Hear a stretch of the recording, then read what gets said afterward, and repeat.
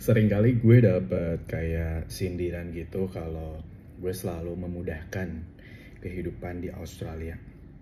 Kayak selalu bahagia gitu, gak ada kesulitan-kesulitan. Ya sebenarnya akan ada selalu kesulitan, namun kalau dibandingkan dengan di negara sendiri, kesulitan yang mungkin gue bakal hadapi lebih lebih apa ya, lebih dramatis gitu keadaannya ketimbang di Australia. Bayangin, setiap hari lo bisa makan daging. Mau daging ayam, daging kambing, daging babi, daging kanguru, daging buaya, daging ikan salmon. Setiap hari kamu bisa makan. Terus kemudian kalau misalnya kesulitan itu tentang mental health atau kesepian karena jauh dari keluarga, Australia deket banget sama Indonesia dan kita juga bisa beli tiket hanya dengan gaji sehari gitu. Atau kita bisa undang orang tua datang ke sini pakai turis visa.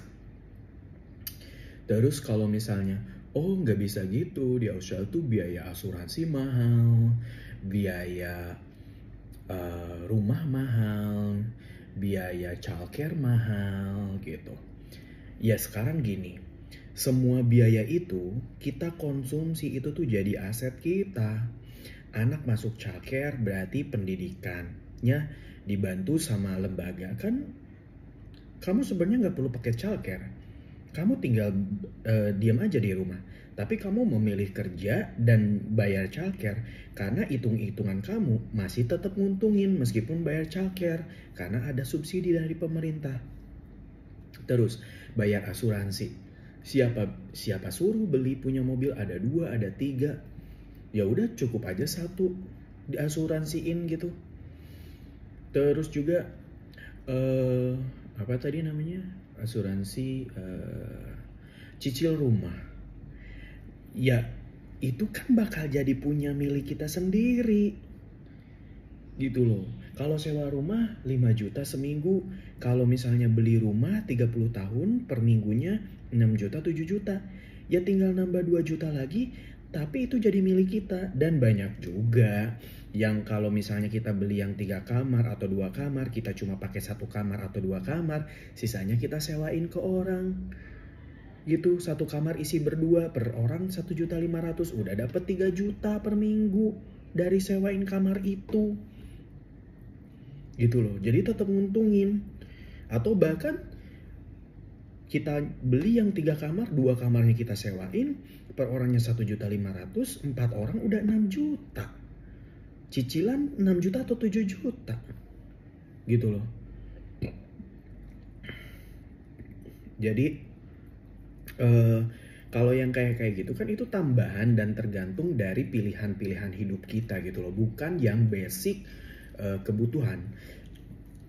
Tapi kalau misalnya kita ngekos yang bagus lah, yang single room gitu ya, 2.300.000, 2.500.000 atau bahkan 3 juta, ya itu gaji cuma 10 jam kerja, 8 jam kerja, 7 jam kerja, kita kerja seminggu 30 jam, 40 jam gitu loh. Bahkan ada yang 70 jam seminggu.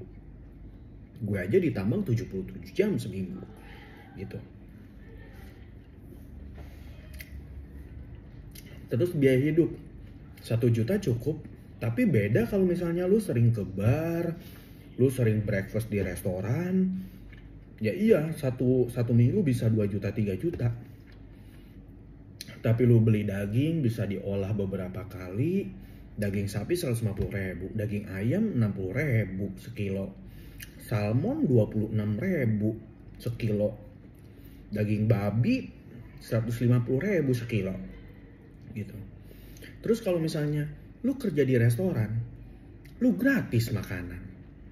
Kerja di tambang gratis makanan gitu. Jadi apa ya, gue nggak tahu apakah komen atau tuduhan-tuduhan ataupun sindiran-sindiran itu tuh adalah hasil dari outcome iri dengki gitu. Jadi gue sih nggak peduli ya, gue juga peduli gitu. Mungkin juga gue over kasih informasi ke orang, terus juga dan membuat orang juga mungkin nggak suka. Dan itu membuat orang-orang jadi berpikiran kayak, oh iya ya, merantau ke luar negeri ada kesempatan seperti ini gitu. Dan mungkin mereka nggak suka juga kalian bisa ke Australia, atau mereka tidak mendapatkan jalan seperti yang sudah gue dapatkan gitu, karena mereka memilih keputusan-keputusan yang membuat mereka tidak mendapatkan seperti yang orang lain dapatkan gitu. Tapi di sini gue lebih menekankan kayak, dan selama ini gue sharing juga, gue di level kuli. Jadi gue bisa hebat kayak, bisa hebat maksudnya, bisa seperti sekarang ini. Maksudnya orang kan menyangkanya hebat gitu ya. Gue bisa seperti sekarang ini tuh, itu tuh gue berada di level kuli gitu loh. Apalagi kalau misalnya gue berada di level expat atau pinter banget gitu kan. Nah, kalau gue sharing sesuatu yang nikmat dan gue berada di posisi yang bagus, pekerjaan gue bagus, ya mungkin orang bakal mikir, aduh gue nggak pinter, gue nggak cerdas, mana mungkin gue bisa kayak gitu. Tapi ternyata ada nih, jadi kuli pun lo bisa sejahtera gitu.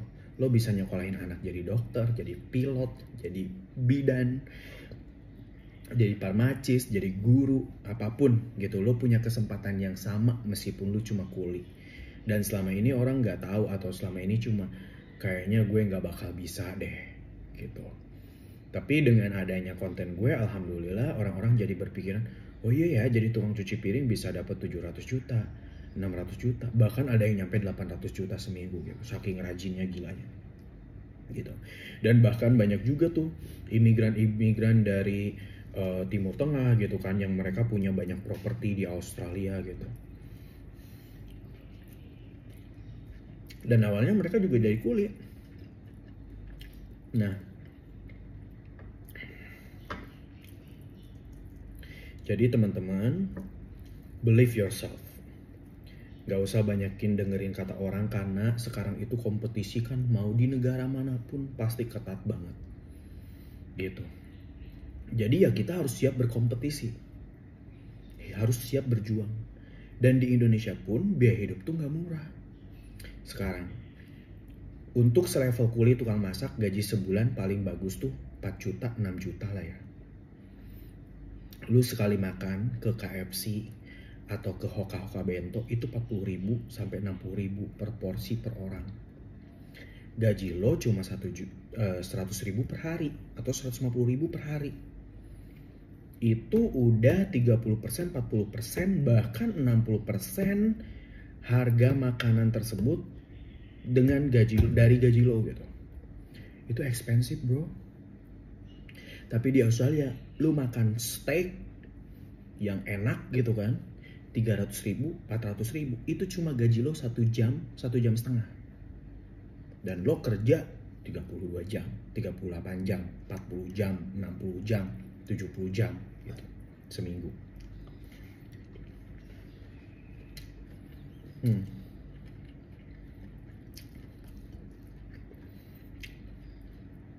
Jadi di Indonesia mungkin harga bakso itu cuma 10.000, 20.000.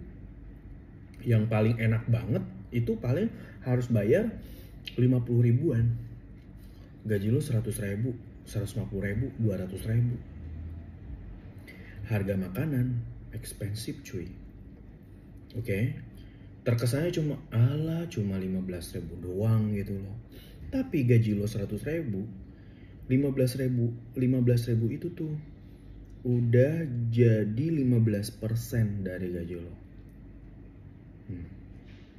Belum jajan anak lo, belum bayar kontrakan, belum bayar cicilan motor, belum beli pulsa gitu. Dan kalau misalnya murah, kenapa dari dulu nggak sejahtera. Ini gue bukan ngejelekin negara kita ya, tapi mungkin karena kita sakingnya bodoh, akhirnya kita bisa disetir. Sedangkan orang luar negeri itu mereka berpikir kritis, orangnya pintar-pintar, jadi mereka juga berani untuk bersuara gitu. Oke, makanya kali ini kita harus tingkatin level kritis kita. Gitu, bukan berarti kita benci ke pemerintah. Gitu loh. Jangan kita kritis itu diartikan dengan benci kepada pemerintah. Tapi itu juga untuk kemajuan bersama. Gitu loh. Sayang banget ya kita udah di framing, udah di judge kayak gitu loh. Kita ngomong sedikit udah kayak dianggapnya kita nggak nasionalis, kita benci sama negara, kita selalu komplain gitu. Berarti itu sama aja membuat kita tuh jangan berpikir, jangan berani untuk mengeluarkan pendapat, dan akhirnya tidak akan ada perubahan. Itu cuma agar kamu tidak banyak mengkritisi apa yang sedang mereka lakukan, padahal apa yang mereka lakukan itu sebenarnya tidak tepat dan tidak ada kebermanfaatan buat banyak orang gitu. Bisa jadi cuma buat golongannya sendiri. Okay. Subscribe guys. Thank you.